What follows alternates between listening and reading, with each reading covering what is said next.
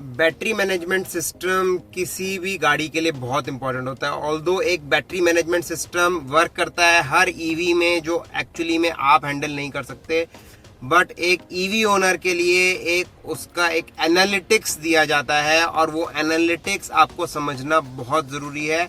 उससे आप ये समझ सकते हैं कि आपका ड्राइविंग बिहेवियर क्या है, आपकी बैटरी हेल्थ क्या है, आपके चार्जिंग साइकिल्स कितने हुए हैं और भी बहुत कुछ आप जान सकते हैं।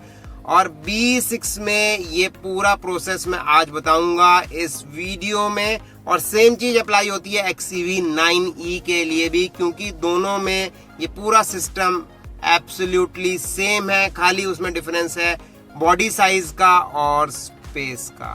तो आज के इस वीडियो में हम जानेंगे जो एनर्जी का ऑप्शन दिया गया है B6 में, उसको पूरी डिटेल में एक एक स्टेप को, एक एक पॉइंट को हम उसमें समझेंगे, जो आपके लिए काफी बेनिफिशियल रहेगा। तो इस वीडियो को हो सके तो लास्ट तक जरूर देखिएगा।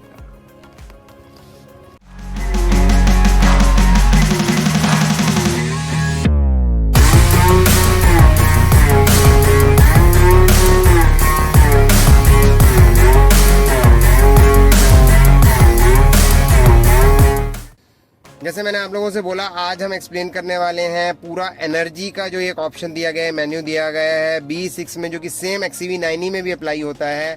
बट अगर आपने उससे पहले हम स्टार्ट करें, मैं सिर्फ एक रिक्वेस्ट आपसे करना चाहता हूं। अगर आपने अभी तक हमारे चैनल को सब्सक्राइब नहीं कराया है तो एक सेकंड लगता है, सिर्फ क्लिक करना है और आप सब्सक्राइब कर लेंगे उसको। आप सब्सक्राइब करते हैं तो हमें उससे मोटिवेशन मिलती है नए वीडियोस बनाने की, और आपका बेनिफिट ये है कि आपको इन्फॉर्मेशन मिलेगी टाइम से, जो कि मैं कवर करने वाला हूँ सारे ईवीज जो इंडिया में अवेलेबल हैं, चाहे वो 2 व्हीलर हो, चाहे 4 व्हीलर हो, और कमर्शियल व्हीकल्स को भी डिटेल में। और इतना ही नहीं, हम काफी कुछ नया शुरू करने वाले हैं अपने इस चैनल पे, जो कि आपको काफी इंटरेस्टिंग लगेगा। तो चलिए समय ना व्यर्थ करते हो, आइए शुरू करते हैं जानना ये एनर्जी का ऑप्शन। तो आप जब अपना कंसोल खोलते हैं, यहाँ पे आप इन 4 स्क्वायर्स पे क्लिक करते हैं, और यहाँ पे एनर्जी को मैंने फेवरेट में रखा हुआ है, अदरवाइज आप ऑल से आकर भी एनर्जी वाले ऑप्शन को ढूंढ सकते हैं। और हम इसको क्लिक करेंगे तो अगर एनर्जी में हम बिल्कुल शुरुआत से आ जाएं तो यहाँ पे आपको इस तरह से स्क्रीन दिखता है जब आप ओपन करते हैं, जो कि आपको बताता है कि आपकी गाड़ी कितनी चार्ज है। कुछ लोगों को क्वेरी ये थी कि हम इसका डिफॉल्ट चार्ज लेवल कैसे सेट कर सकते हैं, तो अब ये 100% पे है। तो आपको दिख रहा है यहाँ पे ये स्लाइडर है, तो इस स्लाइडर को आप एक्चुअली ऐसे स्लाइड कर सकते हैं। अभी ये स्लाइड नहीं हो रहा, समवॉट कभी कभी, हाँ देखिए अब हो रहा है ये स्लाइड, और आप देख रहे हैं ये अभी मेरा चेंज हो गया है, और ये स्लाइडर मैंने थोड़ा सा पीछे कर दिया। तो इस तरीके से आप इसको स्लाइड करके चेंज कर सकते हैं, और ये डिसाइड कर सकते हैं कि आपको, देखिए हम नीचे देख रहे हैं 95, 90, 85, मान लीजिए मेरे को 85% ही रखना है, तो मैं इसको इतने पे करके छोड़ दूंगा, और जब गाड़ी चार्ज हो रही होगी तो ऑटोमेटिकली यहाँ आके कट ऑफ हो जाएगी। अब ये बता रहा है कि लास्ट चार्ज जो है वो कितने मिनट हुआ था और कितना क्या था, वो सारी स्पेसिफिकेशंस बता रहा है। ये 8 किलोमीटर के लिए चार्ज हुआ था, 11 मिनट चार्ज हुआ था। बेसिकली होता क्या है कि जब आप चार्जिंग पे गाड़ी को लगाते हैं तो पावर ब्रेकडाउन होता है, तो पावर ब्रेकडाउन होता है तो जो दोबारा से वो इनिशिएट करता है ऑटोमेटिकली, उसके हिसाब से ये दिखा रहा था। जो आखिरी का चार्ज, जब मैं भी लास्ट चार्ज इसको किया है तो 11 मिनट का था, और वो 8 किलोमीटर के लिए था, और 2% बैटरी थी। तो ये था इसका एक्सप्लेनेशन। अब बारी आती है, यहाँ पे आपको दिख रहा होगा बैटरी प्री कंडीशन। तो गाइज मैं आपको बता दूं बैटरी प्री कंडीशन आपको कब करना पड़ता है और क्यों करना चाहिए। तो बेसिकली क्या होता है, बैटरी प्री कंडीशन का मतलब होता है, अगर आप इसको ऑन कर देते हैं तो चार्जिंग जब आप लगाते हैं गाड़ी की, उससे पहले, चार्जिंग शुरू होने से पहले जो इसका सिस्टम है वो पूरा चेक करता है कि गाड़ी ज़्यादा हीटअप तो नहीं है, बैटरी ज़्यादा हीटअप तो नहीं है, और कोई दिक्कत तो नहीं है। वो सारा एनालाइज करने के बाद जो है ही चार्जिंग स्टार्ट करता है, अदरवाइज चार्जिंग को होल्ड कर देता है।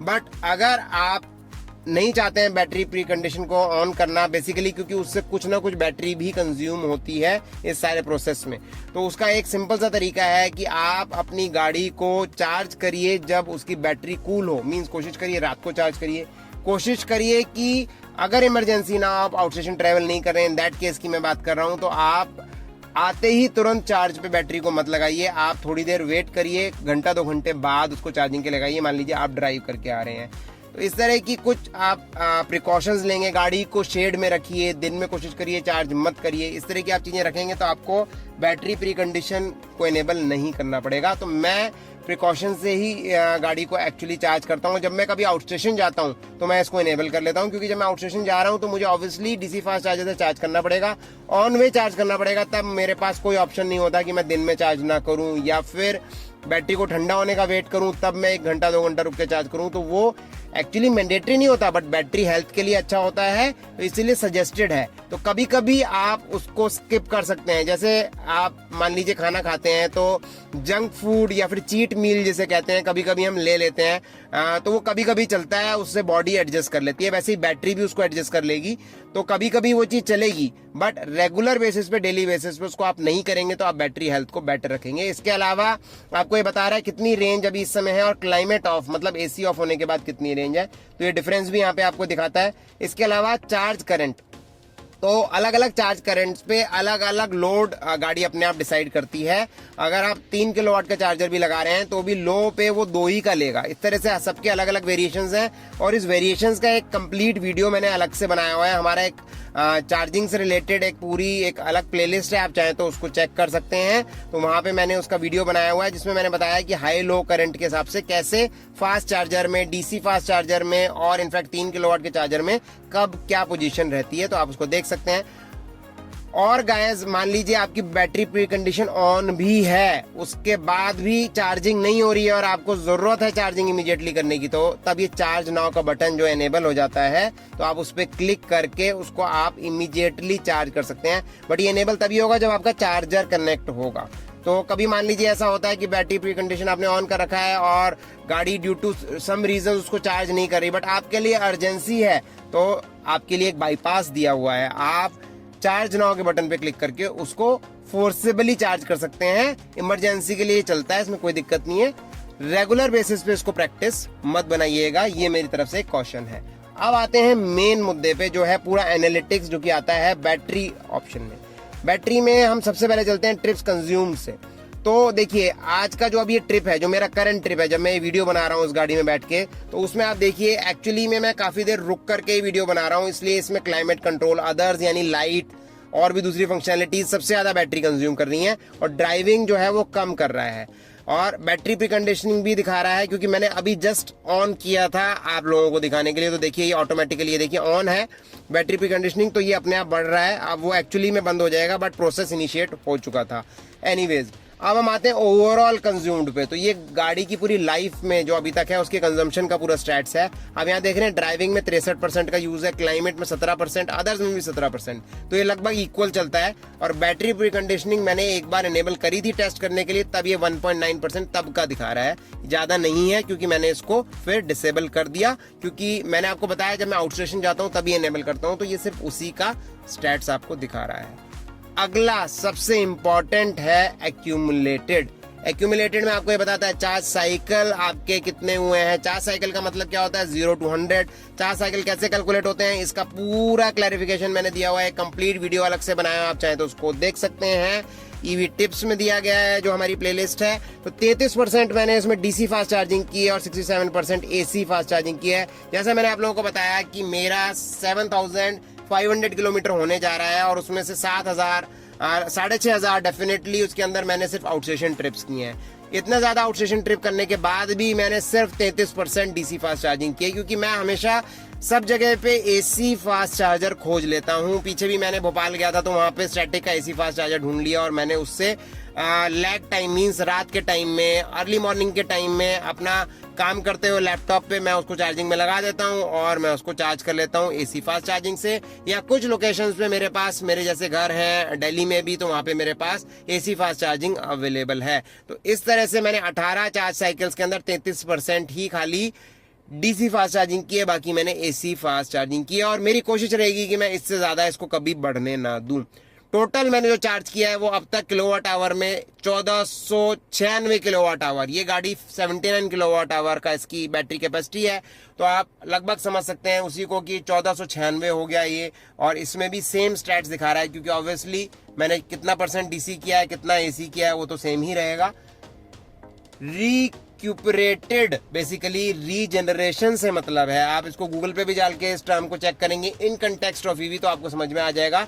ये बेसिकली काइनेटिक एनर्जी जनरेट होती है जब हम ब्रेकिंग करते हैं गाड़ी की और उससे बैटरी चार्ज हो जाती है, तो ये रीजनरेशन है। आप देख रहे हैं रीजनरेशन, जितना मेरा चार्ज है उसको अगर मैं 1/3 कर दूं तो उससे भी ज्यादा रिक्यूपरेटेड है। मींस अगर मैं इन दोनों को टोटल करके इसको परसेंटेज देखूं तो वो 25% से भी ज्यादा आएगा। इस गाड़ी का रीजनरेशन बहुत ज्यादा पावरफुल है और ये मैं हमेशा बोलता हूं, बट डिपेंड करता है कि आप रीजन को यूज कैसे कर रहे हैं। L1, L2, L3 और पावर सेवर मोड को यूज कैसे करना है, ये कैसे करना है, कब कौन सा लगाना है, इसको आपको स्विच करते रहना है। जैसे आप गियर स्विच करते हैं, एक बार आपकी हैबिट बन जाएगी तो आप इसको हमेशा करते रहेंगे। और इसका कंप्लीट डिस्क्रिप्शन मैंने दिया है एक वीडियो में, जिसमें मैंने बताया है कि आप ईवी की बैटरी की हेल्थ कैसे अच्छी रख सकते हैं। पावर सेविंग टिप्स मैंने आप लोगों को दी हैं, आप उस वीडियो को जरूर देखें। उसका लिंक अभी ऊपर दिख रहा होगा, तो उससे आपको ये पता चल जाएगा कि कब L1, L2, L3 या फिर पावर सेवर मोड रखना है। तो ये था कंप्लीट एनालिसिस, बट अभी एक चीज बची है, वो है power saving mode. Power saving mode गाड़ी ऑटोमेटिकली बोलने लगती है जब ये 20% से नीचे जाती है, तो आप उसमें ऑन कर सकते हैं। पावर सेविंग मोड में क्या होता है, लगभग जो मैंने एनालाइज किया मैं आपसे शेयर कर देता हूँ। पावर सेविंग मोड में जैसे कि आपका क्लाइमेट कंट्रोल ऑफ नहीं होता है, क्योंकि यहाँ पे ये क्लाइमेट कंट्रोल को अलग से ऑफ करने की बात करें। क्लाइमेट कंट्रोल से कंफ्यूज मत होइएगा, एसी की मैं बात नहीं कर रहा हूँ। जो एसी को ऑटोमेटिकली मैनेज करने का ऑप्शन होता है climate control, auto climate control, वो बंद हो जाएगा, जो कि कहीं ना कहीं एक्स्ट्रा एनर्जी लेता है। एसी आपका चलता रहेगा। बाकी पावर सेविंग मोड में आपके सारे मोड्स खत्म हो जाते हैं, जैसे कि आपके ड्राइविंग मोड्स हैं, आपका क्रूज कंट्रोल खत्म हो जाता है। इसके अलावा भी कुछ और एक्स्ट्रा चीजें जो कि बैटरी को ज्यादा कंज्यूम कर रही हैं वो भी खत्म हो जाती हैं। तो आप पावर सेविंग मोड को नॉर्मल भी चला सकते हैं। पावर सेविंग मोड में एक और चीज मैं आप लोगों से शेयर करना चाहूंगा, आप 90-95 से ज्यादा की स्पीड नहीं रख सकते। नॉर्मली लोग बोलते हैं 90 की स्पीड, बट मैंने 95 तक की स्पीड देखा है पावर सेविंग मोड में। लखनऊ टू दिल्ली मैंने ट्रेवल किया और पूरा पावर सेविंग मोड में ट्रेवल किया, और मैंने देखा है कि वो 95 से ऊपर की स्पीड नहीं लेके जाता। तो कहीं ना कहीं ये सेफ मोड भी है। आप मान लीजिए किसी ड्राइवर को अपने ये गाड़ी दे रहे हैं, तो उसको तो ये इतनी सेटिंग्स नहीं पता होती हैं। आई थिंक महिंद्रा को इस सेटिंग को पासवर्ड इनेबल्ड कर देना चाहिए, व्हाट आई बिलीव। वो कर देंगे तो बहुत अच्छा रहेगा। जो लोग ड्राइवर्स को यूज करते हैं या फिर कोई और आपके घर में गाड़ी चला रहा है, जो कोई यंगस्टर है बहुत तेज चलाता है गाड़ी, तो आप पावर सेविंग मोड इनेबल करके उनको गाड़ी दे दीजिए, गाड़ी चलेगी।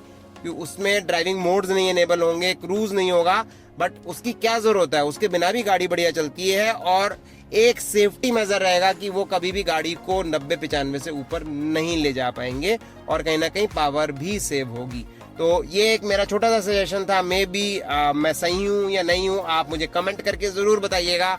इस बारे में आपकी क्या राय है। तो ये था कंप्लीट एनालिसिस, जो हमारा एनर्जी का ऑप्शन है, जिसमें बैटरी और चार्ज से रिलेटेड जो भी चीजें थी जो अवेलेबल है इस गाड़ी में, वो मैंने आप लोगों से शेयर करी है। का ऑप्शन है उसका मैंने पूरा एक्सप्लेनेशन दिया है। आई होप मैं सब कुछ बता पाया हूँ। फिर भी आपकी कोई क्वेरी हो तो आप बिना झिझके कमेंट करके मुझसे पूछिएगा जरूर, क्योंकि मैं हर कमेंट का खुद से आंसर करता हूँ यूट्यूब पे। जब भी मेरे को टाइम मिलता है सारे कमेंट्स मेरे द्वारा ही आंसर होते हैं। तो आप कमेंट जरूर करिएगा। आपको अगर सब सही भी लगा तो भी एटलीस्ट कमेंट करके बता दीजिएगा कि सब आपको सही लगा।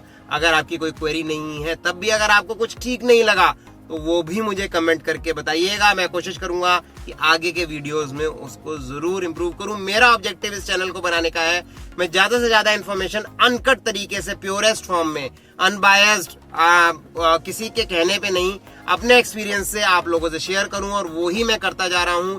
यही मेरा ऑब्जेक्टिव है, और मैं सारे ईवीज को धीरे धीरे करके कवर करूंगा। 2 व्हीलर्स और कमर्शियल व्हीकल्स को भी नहीं छोड़ूंगा, उनको भी मैं कवर करूंगा, बट अपने तरीके से, जो तरीका हमने महिंद्रा की इन दोनों गाड़ियों में अपनाया है। तो अगर आपको ये वीडियो अच्छा लगा तो उसको लाइक कर दीजिएगा, ज्यादा से ज्यादा लोगों से शेयर करिएगा। अभी तक अगर चैनल को सब्सक्राइब नहीं करा है तो प्लीज सब्सक्राइब कर लीजिएगा। मिलते हैं एक और नए धमाकेदार वीडियो में, तब तक के लिए ईवी चलाएं, पर्यावरण बचाएं।